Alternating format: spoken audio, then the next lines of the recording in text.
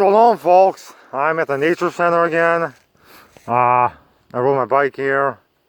As you can see, I actually have my belly showing because I got hot. I actually took my shirt off. I was riding with no shirt because I was so warm. And it's about 40 degrees, but then the sun's out too, so it makes it even warmer. I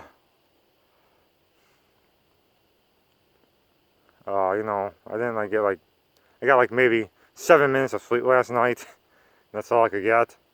Uh, you know, I was just thinking about how things aren't right and all this crap. But